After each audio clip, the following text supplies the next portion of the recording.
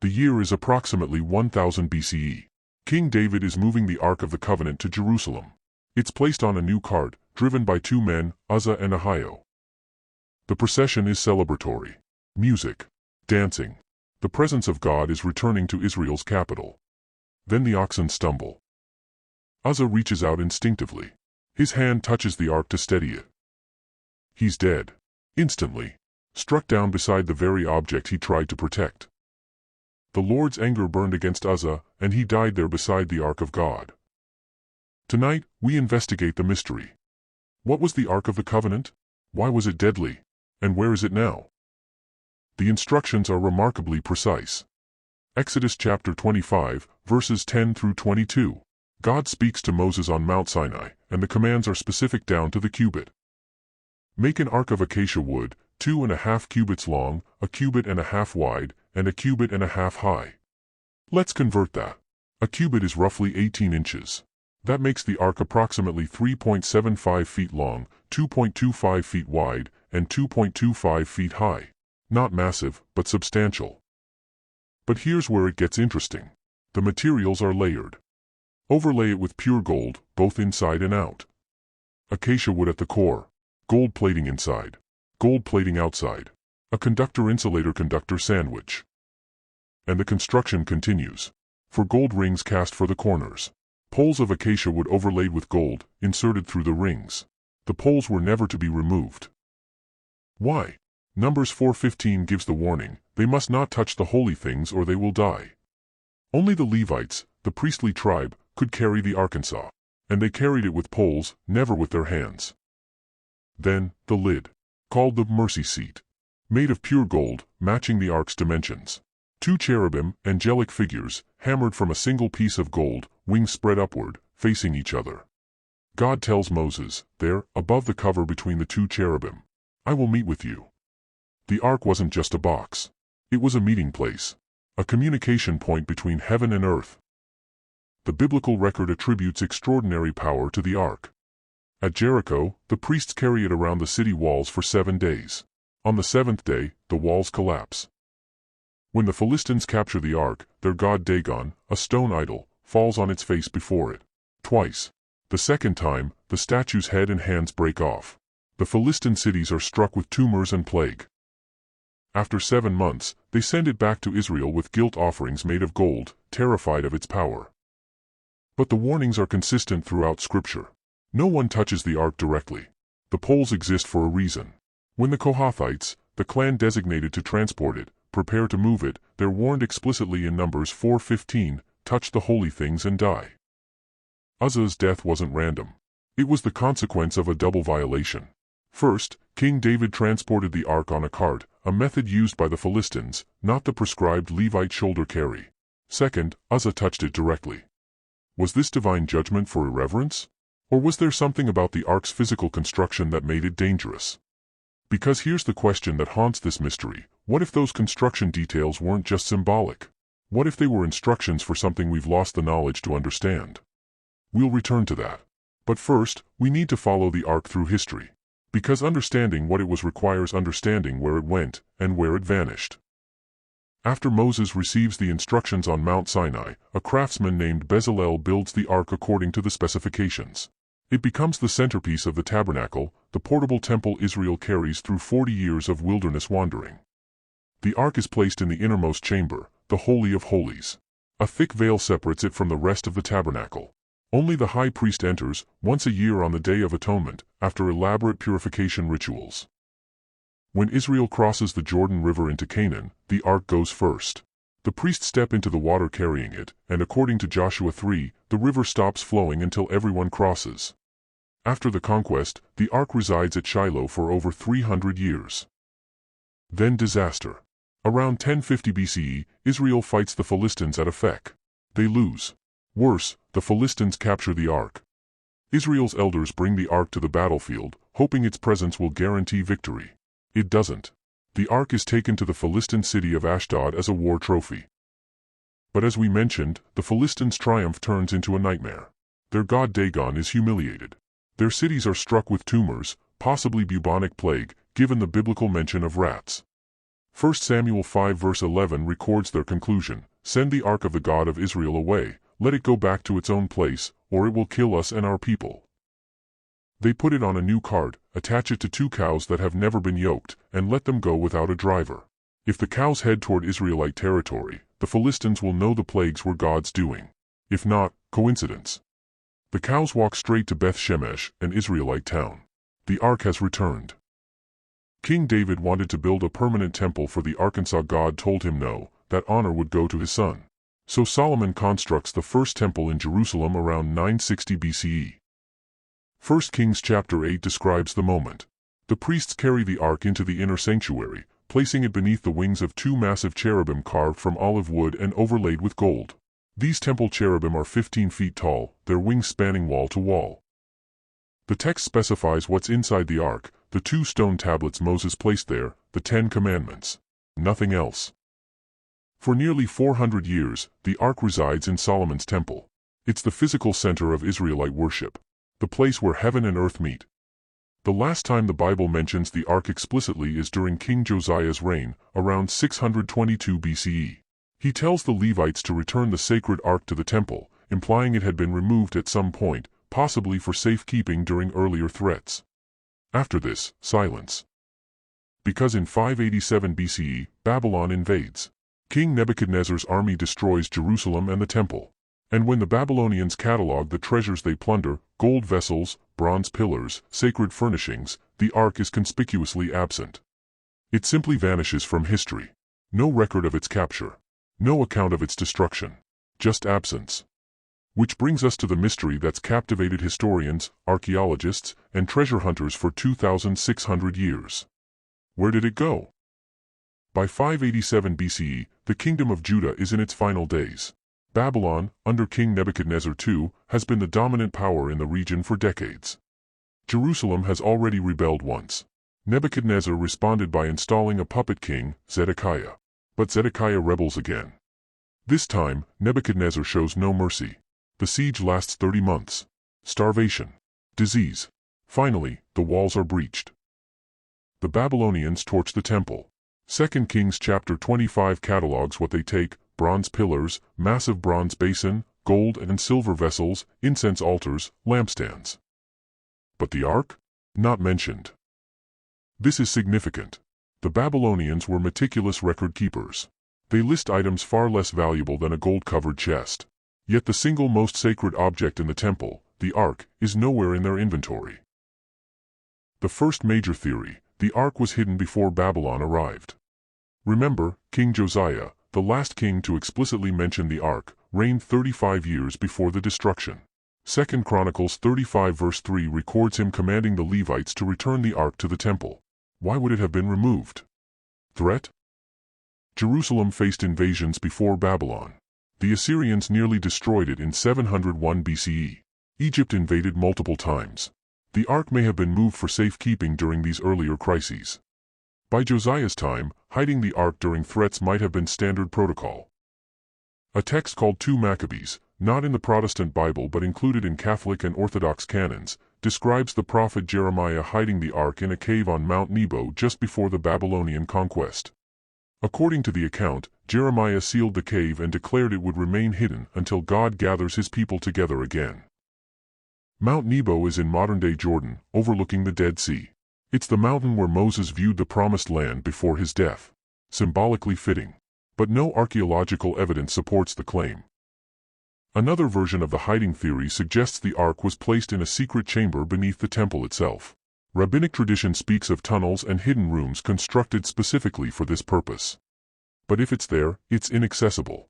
The Temple Mount is now home to the Dome of the Rock and Al-Aqsa Mosque, 2 of Islam's holiest sites. Excavation is politically and religiously impossible.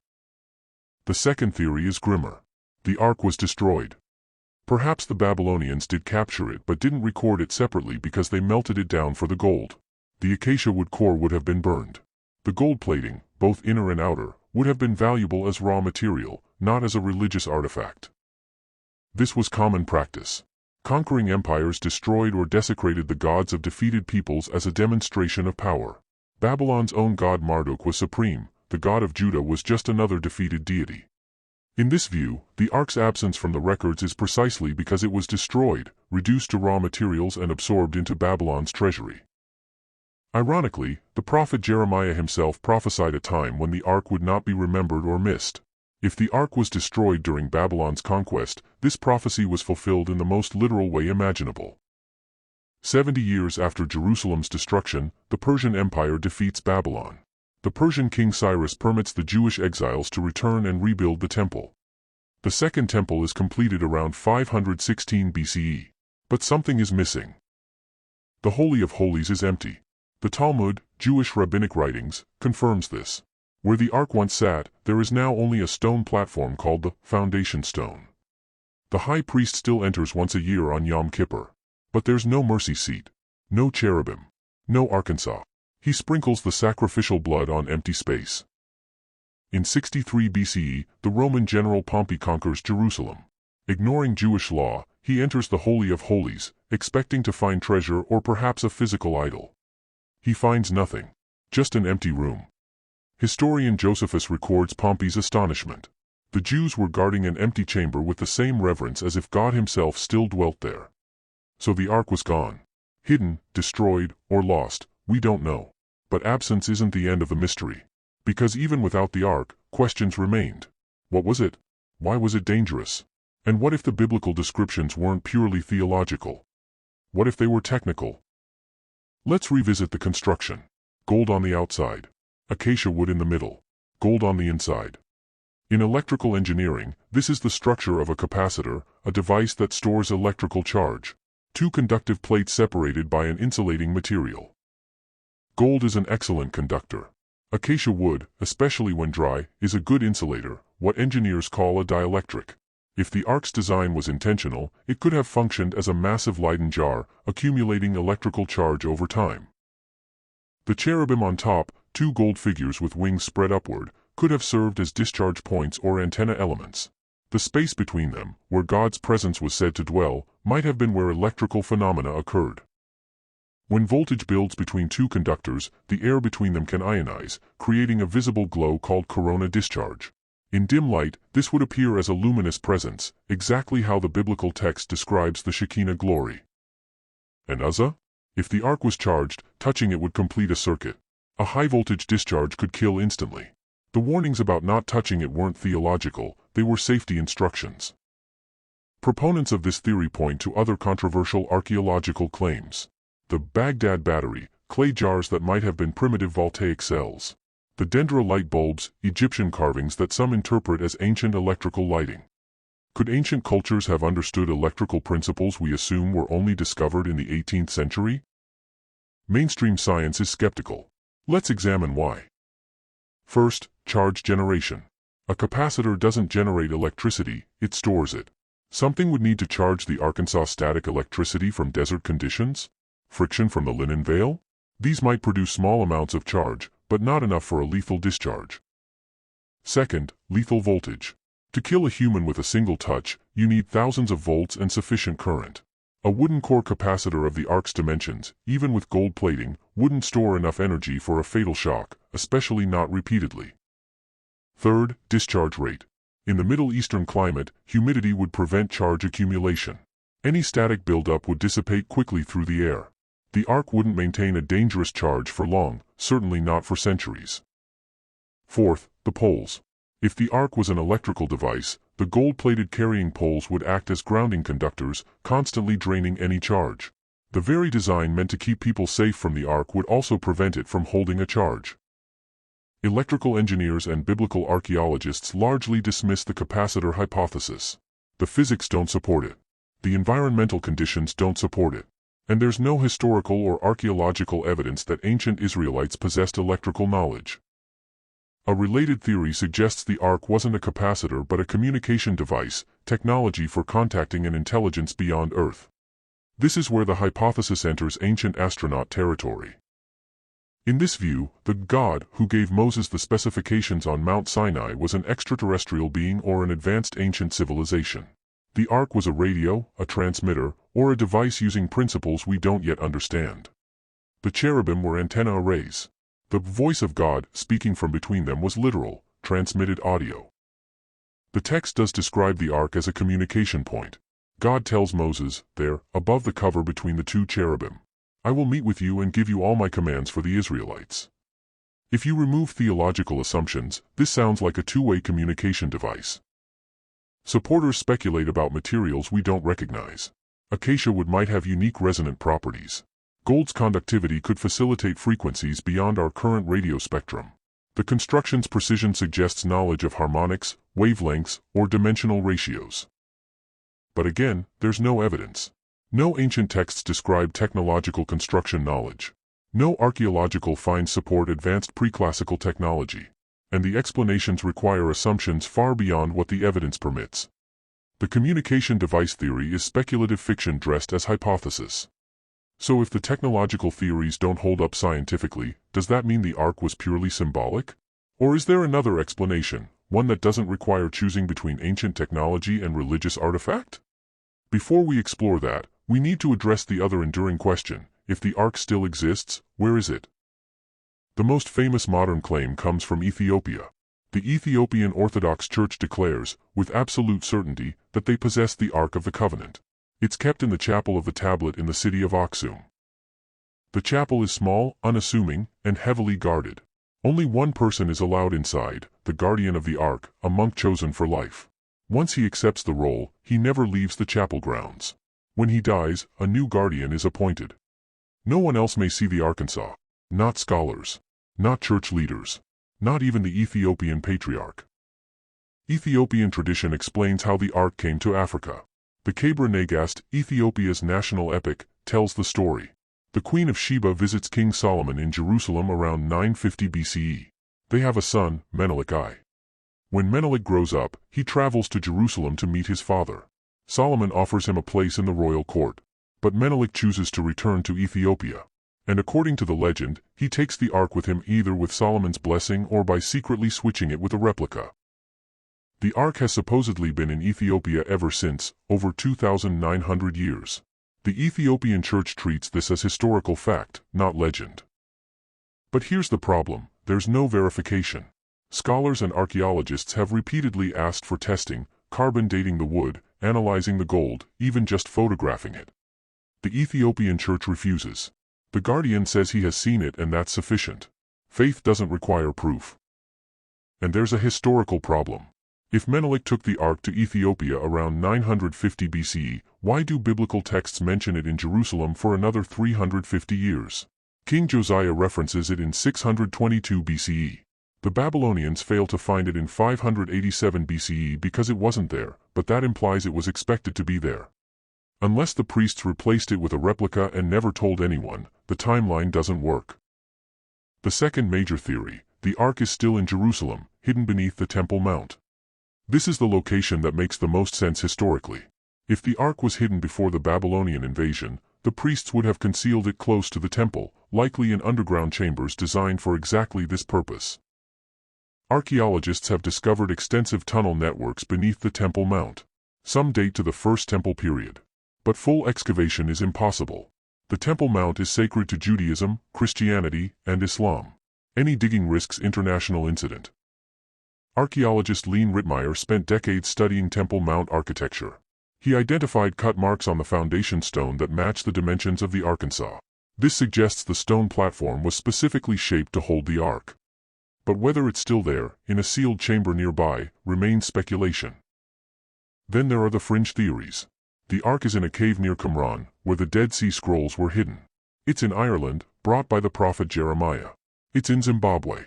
It's in France, protected by the Knights Templar. It's in a secret Vatican vault.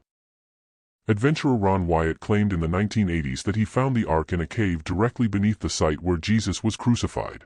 He said Jesus's blood dripped through a crack in the rock onto the mercy seat, fulfilling prophecy. Wyatt provided no evidence, no photographs, and no credible witnesses. Archaeologists dismiss the claim entirely. Mount Nebo in Jordan, the site mentioned in 2 Maccabees, remains a possibility. Excavations have found caves and tunnels, but nothing resembling the ark has been discovered. So we have claims. Ethiopia says they have it, but won't show it. Jerusalem says it might be buried beneath the holiest site in 3 religions, where excavation is forbidden. Jordan, various caves, amateur treasure hunters with no proof. Which brings us back to the fundamental questions. Is the Ark a holy relic or ancient technology? Can it be both? And does the absence of the Ark tell us something more profound than its presence ever could? The truth is, no one knows. Every claim lacks verification. Every theory has problems. The Ark's location, if it still exists, is one of history's greatest unsolved mysteries. Let's start with the traditional view. The Ark of the Covenant was a sacred relic, the physical representation of God's covenant with Israel. It contained the Ten Commandments, the foundation of the moral and legal system. The mercy seat was where God's presence dwelt, where the high priest made atonement for the nation's sins once a year. The New Testament book of Hebrews describes it as the earthly representation of heavenly realities. Its power wasn't technological, it was spiritual. Touching it was fatal not because of electrical discharge, but because sin cannot approach holiness. The glow between the cherubim wasn't corona discharge. It was the Shekinah, the manifest presence of the divine. The warnings weren't engineering specifications. They were reminders of human unworthiness before the sacred. In this framework, the Ark's disappearance has meaning. Jeremiah 3 verse 16 prophesies a time when the Ark won't be remembered because God's presence will dwell directly with His people, not in a physical object. Perhaps its absence is the fulfillment of that promise. Now the technological view. The Ark was a sophisticated device, possibly far beyond the engineering capabilities we attribute to ancient Israel. The construction specifications were precise for a reason. Gold layering. Insulated poles. Cherubim as antenna elements. These weren't symbolic, they were functional. In the most speculative version, the Ark was extraterrestrial technology, or knowledge transferred from an advanced civilization. The instructions given to Moses were a blueprint, and the powers attributed to the Ark, leveling walls, glowing, striking down those who touched it, were technological functions. Less speculative, ancient priesthoods possessed knowledge that was lost. Roman concrete lasted millennia, we only recently rediscovered the formula. Damascus steel's technique vanished. Greek fire's composition is still debated. Maybe the Ark was similar. An ancient technology whose principles were known then, forgotten later. The warnings about touching it weren't theological. They were safety instructions. But here's a question, why must it be either/or? What if the Ark was both a holy relic and a functional device? What if sacred and technological aren't opposites? The Levitical priesthood was educated. They maintained complex ritual systems, calendar calculations, medical quarantine procedures. What we call ritual purity laws in Leviticus resemble modern sanitation guidelines. Perhaps they understood material properties we'd now call electrical or chemical. Perhaps the Ark's construction harnessed natural phenomena, charge accumulation, electromagnetic effects, in ways that served both worship and function.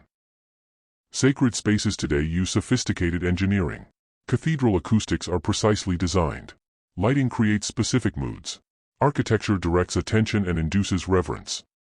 Ancient temples did the same, using the knowledge available to them.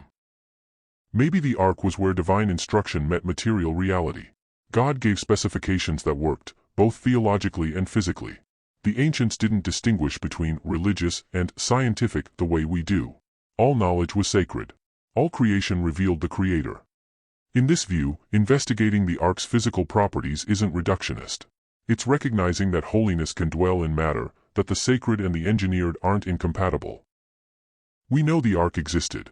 The biblical texts describing it are detailed and consistent. The construction specifications are too precise to be purely symbolic invention. We know it was central to Israelite worship for centuries, from the Exodus through the First Temple period. We know it vanished around 587 BCE during the Babylonian conquest, and it's not mentioned in the spoils lists. We know the Second Temple, built 70 years later, had an empty Holy of Holies. Whatever the Ark was, it was gone. We have claims about its location.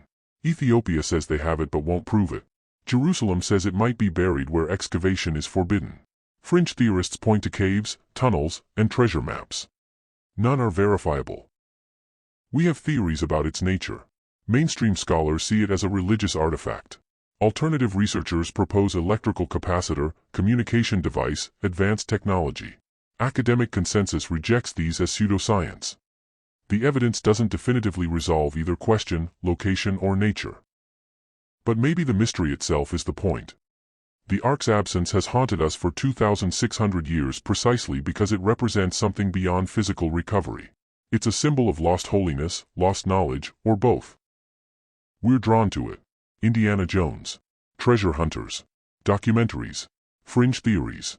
The Ark captures imagination because it promises revelation. If we could just find it, we'd answer questions that have defined civilization. Where is the divine presence? How advanced were the ancients? What have we forgotten? What's worth seeking, even if we never find it? Some are still searching. The Ethiopian guardian prays before what he believes is the Arkansas archaeologists map the Temple Mount's underground chambers. Researchers comb through ancient texts for clues. Perhaps one day, excavation will be possible. Perhaps Ethiopia will allow verification. Perhaps a hidden chamber will be found. Or perhaps the Ark will remain hidden, its mystery intact. The Ark of the Covenant was, according to Exodus 25 verse 22, a meeting place. There, above the cover between the two cherubim, I will meet with you.